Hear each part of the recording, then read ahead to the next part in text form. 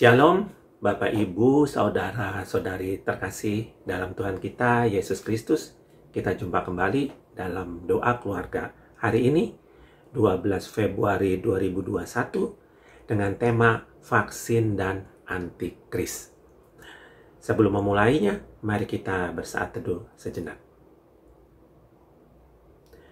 Sebagai lagu pembuka, mari kita menyanyikan dari Kidung Jemaat 40, Ajaib Benar Anugerah, Amazing Grace, versi bahasa Indonesia.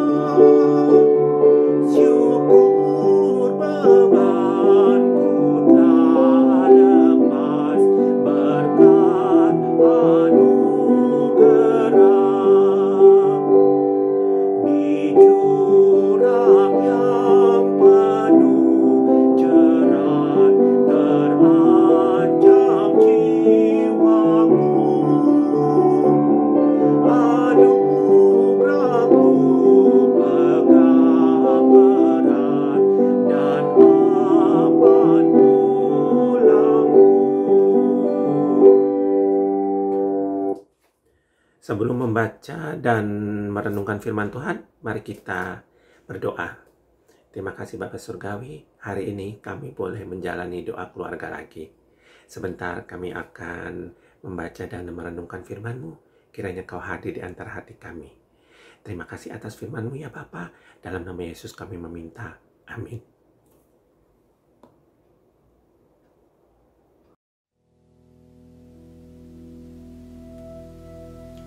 Shalom umat Tuhan yang terkasih, kita berjumpa lagi dalam doa keluarga edisi hari ini. Bapak Ibu saudara sekalian, di awal pandemi, semua orang Kristen bahkan seluruh umat beragama berdoa supaya pandemi ini segera berlalu dan ilmuwan dapat menemukan vaksinasi dari COVID-19. Begitu juga dalam doa keluarga kita berdoa semoga ilmuwan dapat menemukan vaksin COVID-19. Dan puji Tuhan, dengan waktu yang terbilang sangat singkat, vaksin pun bisa hadir di tengah-tengah kita. Sebagai orang-orang yang berdoa, kita bersyukur karena doa kita terjawab melalui kerja keras para ilmuwan yang kita percaya Tuhan pakai sebagai alatnya. Tetapi vaksinasi muncul juga dengan isu akhir zaman, yaitu dengan munculnya antikristus. Beberapa waktu yang lalu ada muncul juga video seorang yang mengaku mendengar pesan Tuhan. Pesan Tuhan tersebut berkata, jangan mau divaksin karena vaksinasi mengandung gen antikristus. Cukup berdoa saja di air yang kita minum supaya air itu berubah menjadi darah Yesus karena bilur-bilurnya membawa kesembuhan. Jemaat Tuhan sekalian, tentu kita menghargai pandangan iman setiap orang. Kita menghargai pula setiap pengalaman empiris setiap pribadi ketika berjumpa dengan Tuhan yang tak terbatas dengan logika manusia. Tetapi melalui renungan kita saat ini, saya mengajak kita untuk bijaksana dan berhati-hati dengan tafsiran-tafsiran ayat yang bisa saja tidak berdasarkan pada pemahaman yang kuat mengenai ayat tersebut. Dan untuk itu saya tergelitik untuk membahas sedikit dari ayat yang populer dipakai dalam momentum kesembuhan ilahi. Yesaya 53 ayat 4-5 berkata, "Tetapi sesungguhnya penyakit kitalah yang ditanggungnya, dan ya kesengsaraan kita yang dipikulnya. Padahal kita mengira dia kena tulah, dipukul dan ditindas Allah. Tetapi dia tertikam oleh karena pemberontakan kita, dia diremukkan oleh karena kejahatan kita. Ganjaran yang mendatangkan keselamatan bagi kita ditimpakan kepadanya, dan oleh bilur-bilurnya kita menjadi sembuh." Bapak Ibu Saudara, pada umumnya orang Kristen akan melihat bahwa pribadi dalam kitab Yesaya ini menunjuk pada diri Yesus Kristus yang akan disalibkan. Apa penyebab ia sengsara dan menderita? Di ayat 4 kita bisa lihat karena penyakit kita. Ya, karena penyakit kitalah ia dilukai dan didera.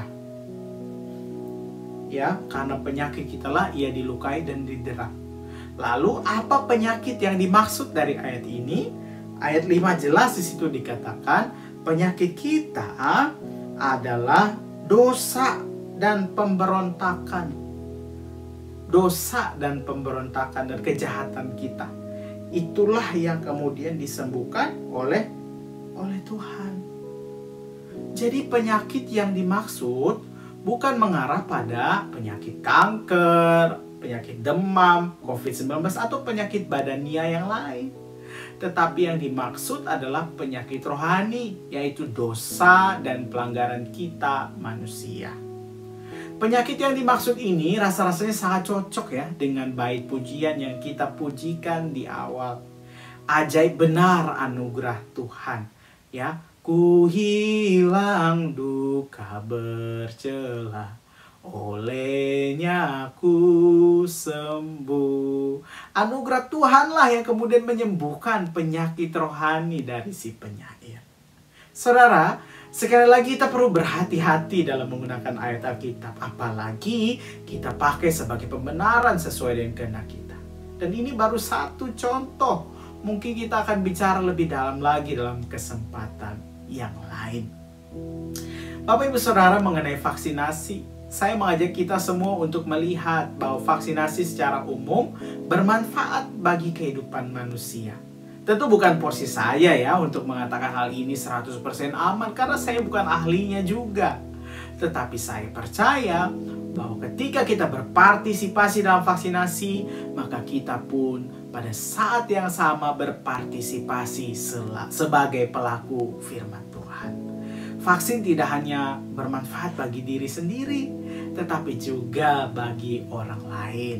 Seperti yang kita ketahui bersama bahwa saat ini ada orang-orang tertentu yang karena keterbatasan kondisi kesehatan, umur yang sudah lanjut maupun yang memiliki penyakit bawaan itu tidak bisa divaksin. Ya. Nah, saudara-saudara kita ini akan tertolong oleh orang-orang lain yang kemudian menerima vaksinasi. Apabila kita sehat, berusia produktif dan tidak memiliki penyakit bawaan, maka kita adalah orang-orang yang qualified atau memenuhi syarat untuk melakukan vaksinasi. Dan dengan demikian semakin kecil pula kemungkinan proses penularan kepada orang lain yang rentan tanpa vaksinasi. Roma 15 ayat 1-3 berkata, kita yang kuat wajib menanggung kelemahan orang yang tidak kuat, dan jangan kita mencari kesenangan kita sendiri. Setiap orang di antara kita harus mencari kesenangan sesama kita demi kebaikannya untuk membangunnya, karena Kristus juga tidak mencari kesenangannya sendiri. Jika saudara dan saya adalah orang-orang yang kuat dan qualified untuk divaksin, mari berpartisipasi. Tetapi bagi kita yang tidak sekalipun, paling tidak nih kita memberikan edukasi yang baik kepada saudara-saudara kita seiman tanpa perlu menyebarkan berita-berita yang tidak memperhatikan dasar penafsiran yang benar. Dan di saat yang sama, bagi kita yang bisa divaksin ataupun saudara yang tidak bisa divaksin, mari sama-sama kita mendukung dan mendoakan setiap upaya penanganan COVID-19 ini dapat berjalan dengan baik dan maksimal, tentunya sesuai dengan kehendak dan rancangan Tuhan saja. Tuhan Yesus memberkati kita semua. Mari mengambil saat teduh.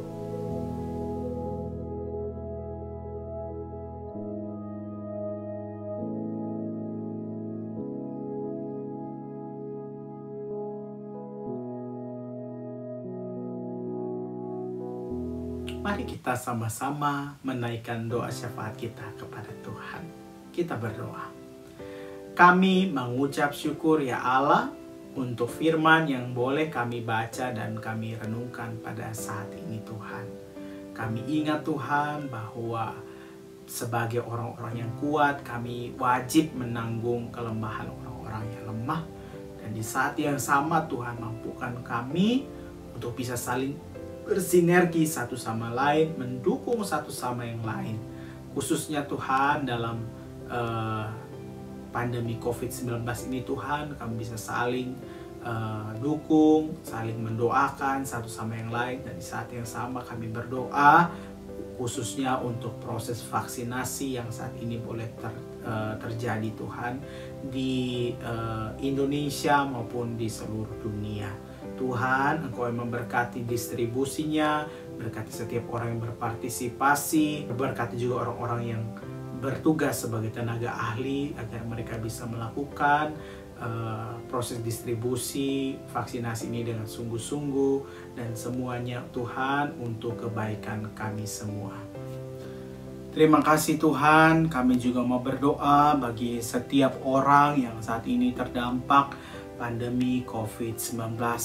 Mereka yang terkena PHK, tutup usaha, atau penurunan pendapatan. Berikan hikmat, berikan kekuatan, berikan pengharapan yang hanya ada daripadamu Tuhan.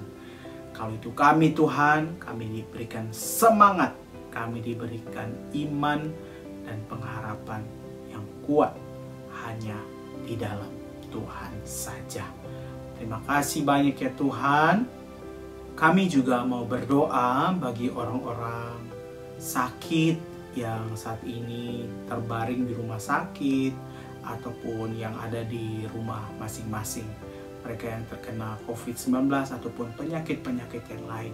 Tuhan, kiranya Tuhan berikan kekuatan, Tuhan berikan kesembuhan yang sejati dari Tuhan. Melalui Tuhan juga bekerja melalui para medis yang membantu, perhatian orang-orang yang di sekitar, dan juga Tuhan berikan sukacita di dalam diri kami masing-masing. Kami juga berdoa Tuhan bagi penerapan PPKM di Jakarta dan juga kota-kota yang lain di Indonesia. Berdoa Tuhan supaya proses ini bisa berjalan dengan baik dan bisa mengurangi tingkat penularan COVID-19 di Indonesia. Dan terakhir Tuhan, kami mau menaikkan akan pergumulan dan doa-doa pribadi kami maupun keluarga kami ke dalam tangan pengasihan Tuhan.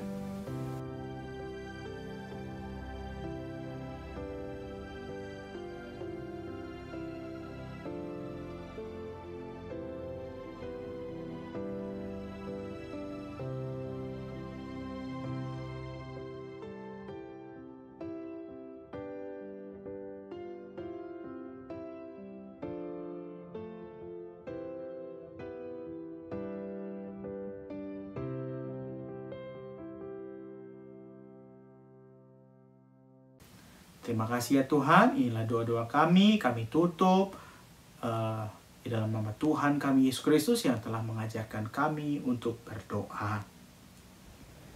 Bapa kami yang ada di surga, dikuduskanlah nama-Mu, datanglah kerajaan-Mu, jadilah kehendak-Mu di bumi seperti di surga. Beri kami hari ini makanan yang secukupnya.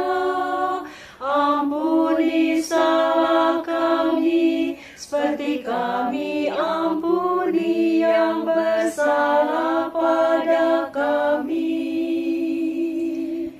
Jangan bawa kami dalam pencobaan, tapi lepaskan kami dari yang jahat, sebab Engkau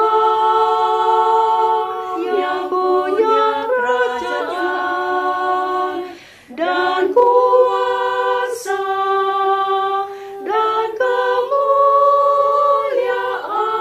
sampai selama-lamanya. Amin. Amin.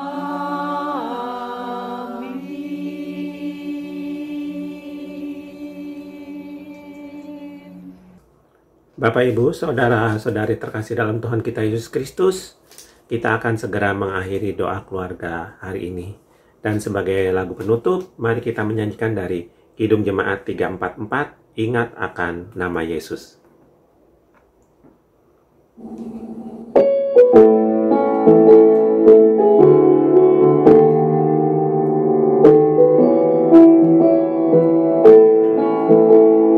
Ingat akan nama Yesus, kau yang susah dan sedih.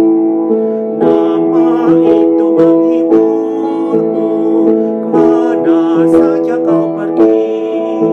Indahlah namanya, pengharapan dunia. Indahlah namanya, surga sorga yang bakal.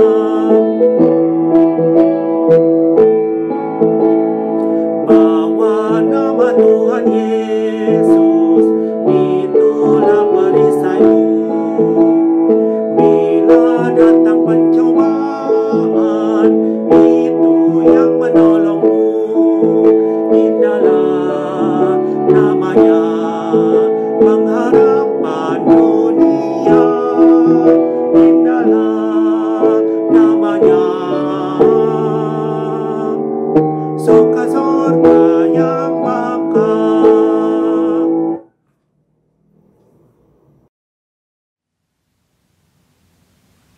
Jemaat Tuhan yang terkasih, demikianlah doa keluarga kita saat ini. Tetap semangat dan tetap sehat. Tuhan Yesus memberkati.